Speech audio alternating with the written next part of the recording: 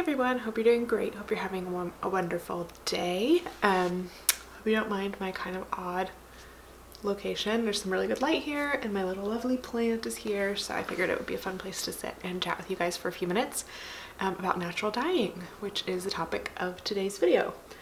I have been experimenting with natural dyes for like on and off for a couple of years now. 2 years probably was the first time I tried my first natural dye experiment. And I've tried lots of different substances, and I feel like every time I dye something, I learn something new about natural dyeing. I also like to play with acid dyes, and I would say that natural dyes and acid dyes are like completely different animals to tackle. Neither of them are particularly predictable, but I would say natural dyes are a lot less predictable than acid dyes, because with acid dyes, if you follow the steps, if you put the right amount of dye and the concentration, and you put the right amount of acid and the right concentration, you'll get like a relatively consistent result.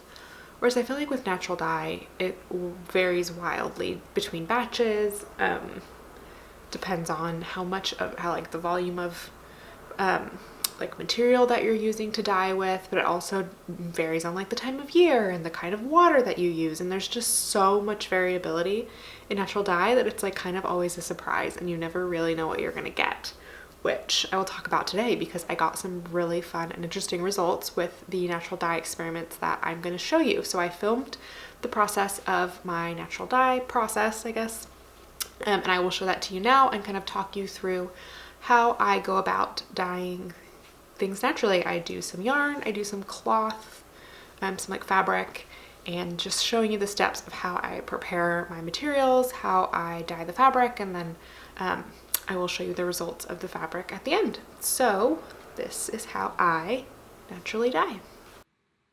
So the first thing to do when you're getting ready to naturally dye is to prepare your materials. So you'll see here that I am going to dye with some avocado pits.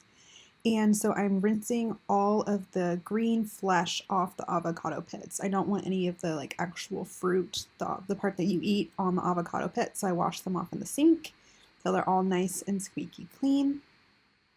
And then I move them over to the dye pot where I will prepare to make the dye bath. So in this video, I'm using rainwater, and I'm going to turn the heat on the stove pretty low.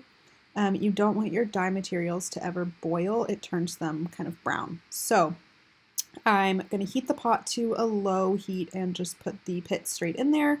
I don't prepare them at all, and then I'm just going to leave them in there to cook and for the color to extract for a while. And while that's happening, I'm going to prepare my yarn to dye. So this is some 100% wool yarn that I'm going to dye in this video.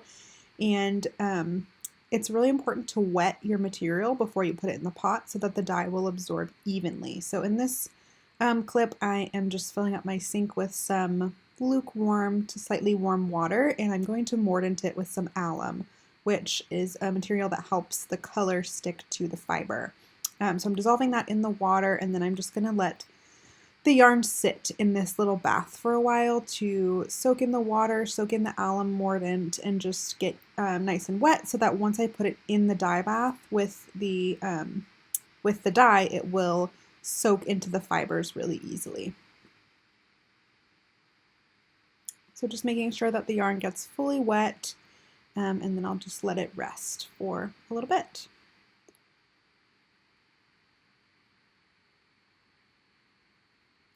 Same process with fabric. So I've got the wool in here. I also have this piece of 100% cotton, which I'm also just going to let it get wet and prepare it for dyeing.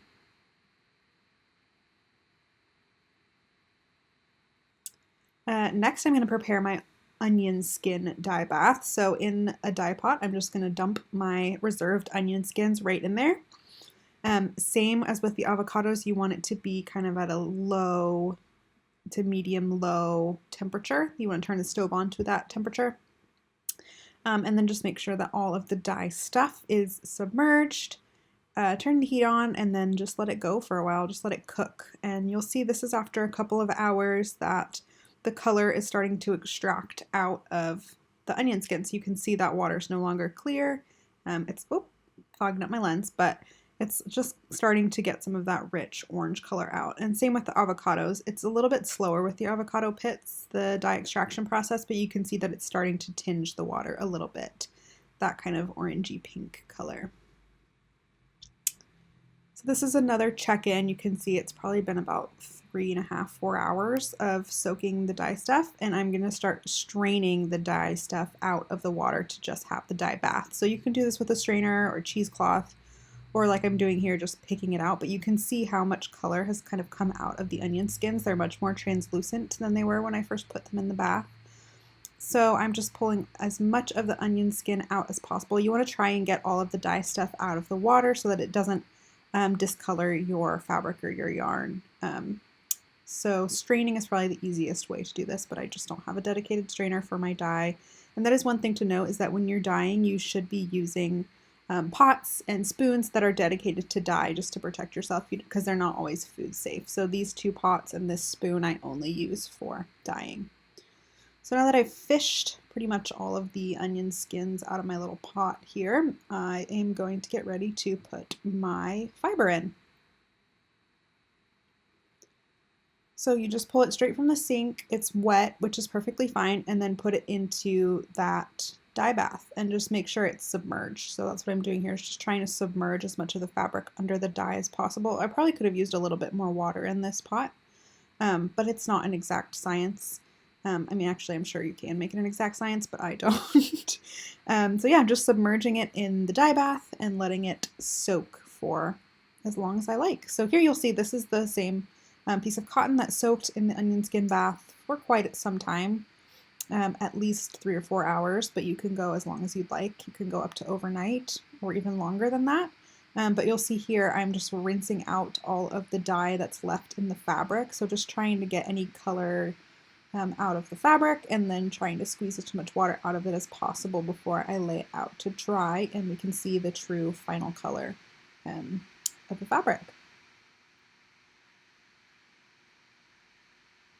And this is my avocado pit bath. It's definitely left it to soak quite a lot longer than the onion skins, and you'll see that I did go back and kind of open up the avocado pits, and I feel like that helps to extract the color a little bit easier. So once they cook for a while and start to get soft, you can kind of break them open, and I feel like that really helps more color come out of them. So you can see I'm doing the same thing I did with the onions, just fishing out all of the dye stuff. And then I will get my yarn and do the same as I did with the cotton, just dump it in the dye bath and let it be fully submerged. Get that dye, the dye soaking in all around the fabric. Also probably could have used a little bit more water in this pot so the dye could move a little bit more freely around the fibers, but do as you can. So once it's fully submerged and saturated, I'm just going to let it sit, and this one I did let sit overnight. Okay, so that was the process of me using onion skins and avocados to do some natural dyeing. And here are the results. So the first thing I have is the onion skin dyed, and I did that dye bath on a cotton cloth that I had. And this is the result. It's a really, really vibrant, like a turmeric yellow, honestly, is how I would describe it. It's like deeper and more nuanced than a lemon yellow. It's like a mustard almost, like a bright mustard. I think turmeric is like really the best term for it. I feel like it's getting blown out a little bit. It's really dark and really rich. And it looks kind of like Middle Eastern, like a Mediterranean, like a Moroccan yellow is probably how I would describe it. That's a little bit closer to the actual color. I wonder, okay, if I hold it back here, you can kind of see a little better. Still kind of bright, but yeah, it's this really lovely, rich yellow, which is not what I was expecting at all. I've dyed with onion skins before, and I've seen other people dye with onion skins, and I got a very different result. So I've dyed with onion skins once before, and this is the result that I got. So this deep orange was dyed on just like a cream, like an undyed natural 100% wool base. And this is the color I got. And this is the color I was expecting to get with this. So I think if you were to see these next to each other, you would think that there's no way that they come from the same kind of source. And granted, there's a lot of difference between this dye bath and this dye bath. This dye bath, I used tap water on the east coast of the United States. And I dyed just this small quantity of wool. So it's probably, I don't know, less than 50 grams of wool. It was a very, very small thing. And I'll show you a picture actually when I first did the dye. It was probably like summer 2020 that I did the first dye bath. And this is the product that I got. And it's, it turned out really beautiful. The color has held super well. I've washed this twice maybe, and the color hasn't bled at all. It's fixed really well to the yarn. And I just really like the lovely burnt orange kind of brownish color that I got from this. Whereas this is dyed on cotton. This is 100% cotton, and it's dyed with rainwater on the West Coast. And I think what I've discovered is that the rainwater that I collect, I live in Washington State, it rains all the time here. So I try to collect rainwater as a way to, because dyeing can be quite a water intensive process, I figure using rainwater makes it a little more sustainable. But I'm coming to think that the rainwater that I've collected is very acidic. I haven't tested it with like a pH strip or anything, but I feel like it's very acidic because from what I understand about natural dyeing is that a more alkaline water will give you darker, richer colors. So that's, I think, why I got such a significant difference. This was a pretty saturated bath. I had a lot of onion skins that I'd been collecting for like, I don't know, months at this point, and it was a lot of skins, and I got this color out of it. So I think it's really cool and interesting. This was a pillowcase that I had purchased to like secondhand to do. So I have about, I don't know, this much of it, maybe like a yard of fabric with that's like, well, maybe it's more than a yard. I don't know. It's probably like 18 inches, maybe 24, like 2 feet across and 3 or 4 feet wide. Probably 4 actually. So I don't know what I'm gonna do with it quite yet. I thought it could make like a pretty summer top, like a t-shirt of some kind. I think I have enough fabric for that, but I don't know. I'm just gonna hang on to it for now. It's in my fabric stash. The one thing I will say is that you might notice, where is it now? That there's this kind of brown stain in the fabric.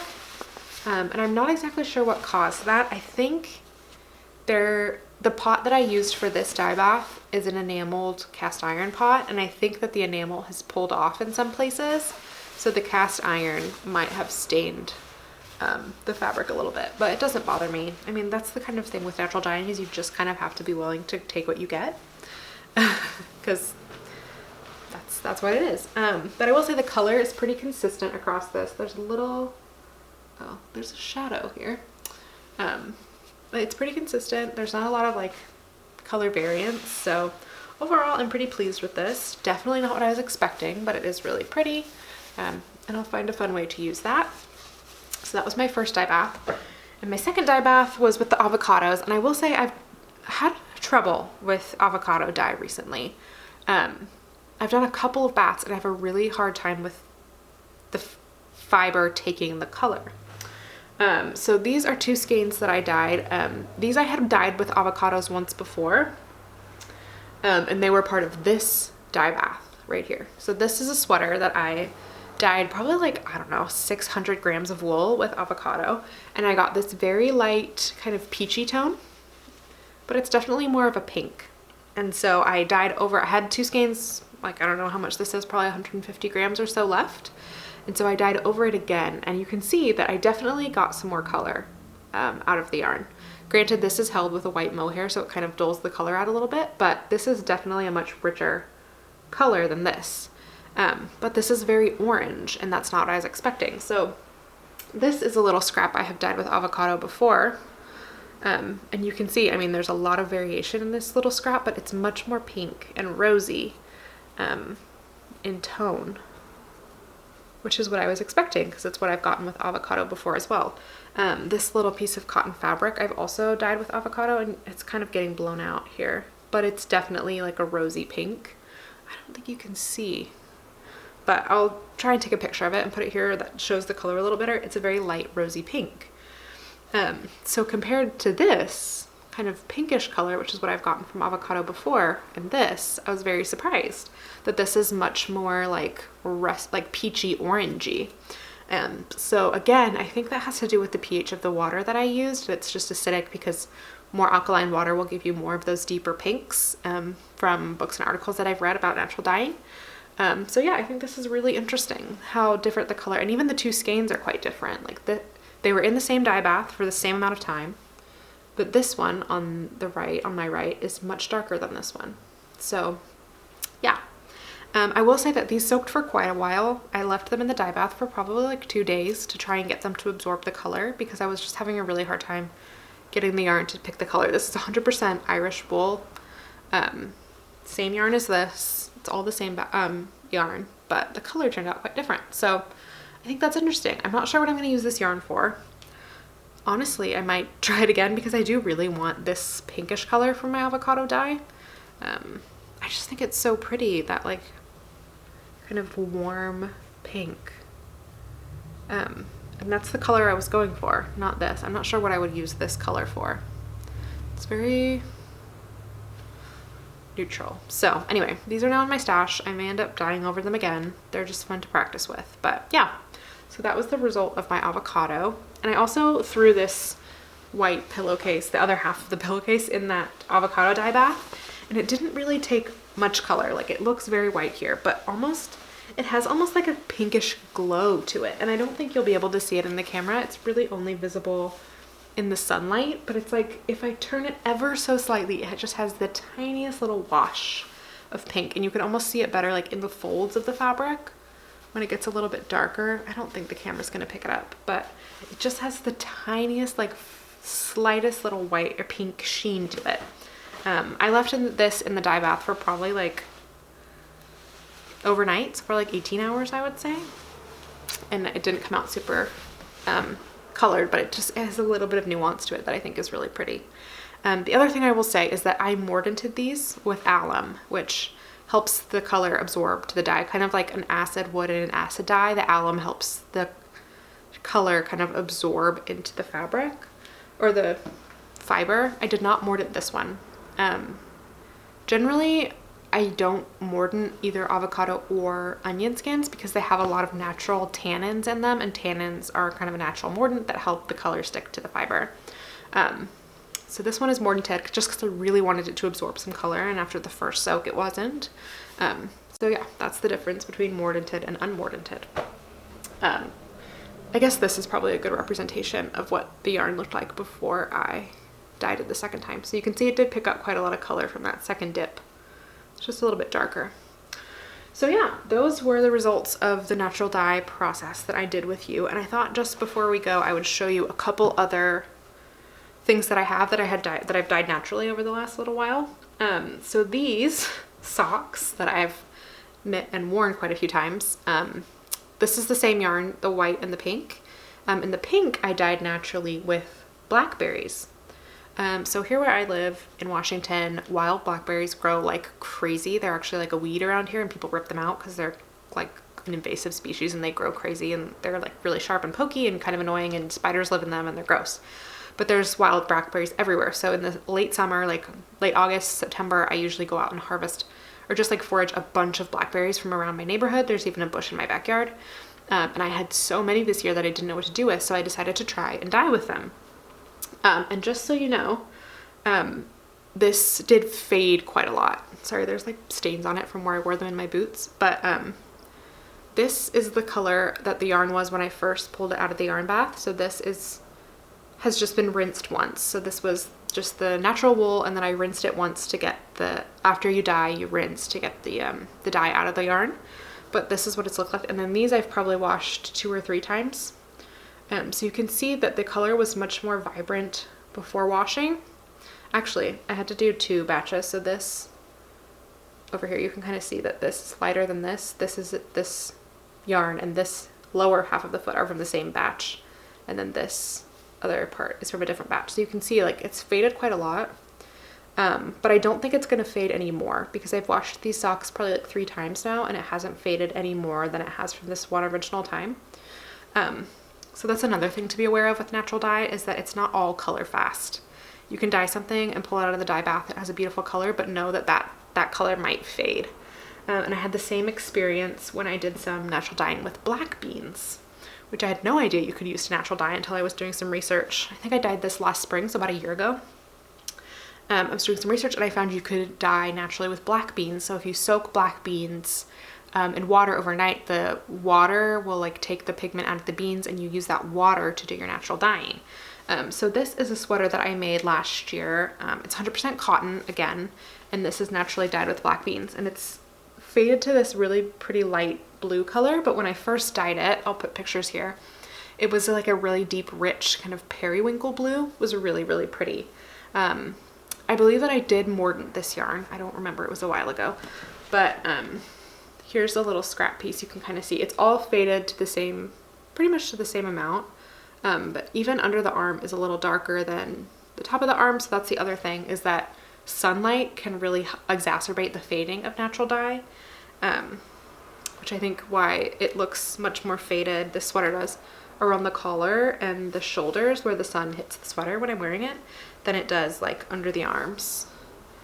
You can just see that the color is a little bit more rich where it probably doesn't get exposed as much. Here, you can kind of see the difference between this cable shoulder and then this underarm.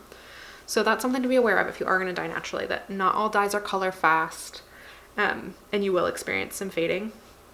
But I think that's part of the beauty of it, is that your garment is always changing no matter what. Like, the color is going to be a little different and change and evolve and morph as you wear it, and you can dye it again if you want to get that rich color back, but just know that like it's kind of like a living art piece. So this was dyed with black beans. This is dyed from blackberries. And then I've also dyed with just regular black tea. So 2 years ago, I was trying to make a colorwork sweater and I was using my scraps. And I had this gray yarn, but I needed one more color. So I dyed it with black tea, and this is the exact same yarn. This is what it was like when I started, and then just after soaking it in black tea, I don't even think I soaked it for that long, probably like an hour or two, I got this really pretty brown out of it, and I really like this brown.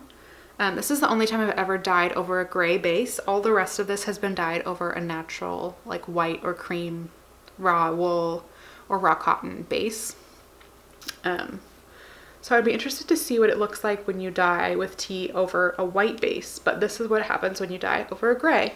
And you get this really pretty consistent dark brown, and it also is very color fast. I've used this yarn actually to sweater, in the yoke of a sweater, and it's held, I've washed it a couple of times and it's held super well. So this is not mordanted, but I just think it's so pretty what you can do with things you can pick out in the wild.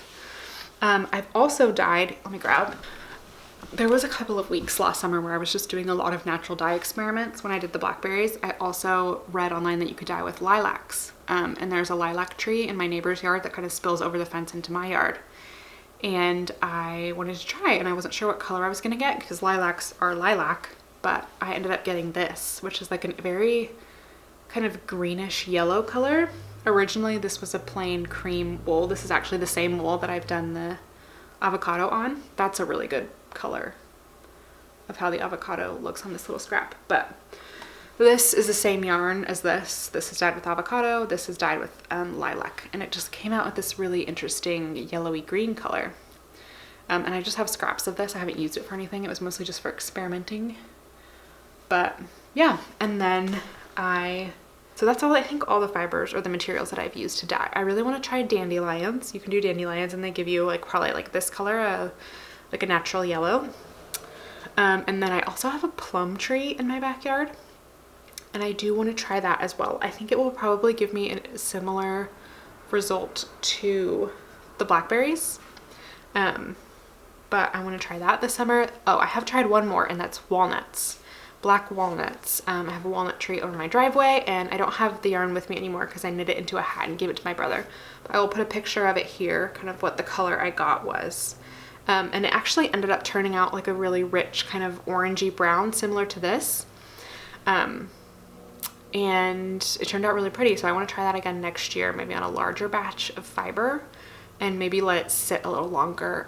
I saw Taylor from a Thread to Men podcast recently in a recent video showed some yarn that she had dyed with walnuts and she'd let the dye bath just like ferment for months, and she got these really, really pretty rich browns, kind of more like this color of brown versus this orangey brown, which is what I got. So yeah, I want to try that again. There's just so many things that you can dye with naturally. You can dye with pine cones, and you can dye, like, there's this person I found on TikTok who does a lot of natural dyeing, and they dye with all sorts of things, with like lichen and just crazy things. I don't know if I ever want to try indigo, but there are so many wonderful materials that you can dye with, and it's so fun, and it's just kind of like you get what you get, and it's like a mystery, and I really enjoy it, and it's a lot of fun. So I think that's all I have to say, rambling on about natural dyes, but I hope you guys enjoyed this video and learned a little something today. I will link some resources down below for you that I've consulted before when I've been doing my research on how to natural dye, about what materials you can use in mordanting and different mordants. I know you can use like soy milk to mordant. You don't have to use alum, and then there's the whole world of modifiers that I haven't even gotten into. That kind of change the tone of the dye bath that you get. So it's like a whole wide world. You can kind of dive into a big rabbit hole about natural dye. But if you were curious about it, I invite you to try, because it's really fun.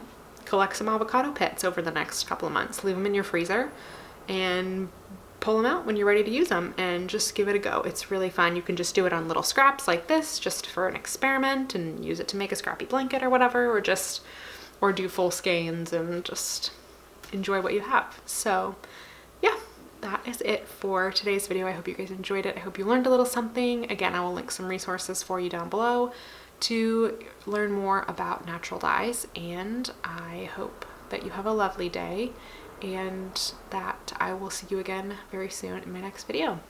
Bye!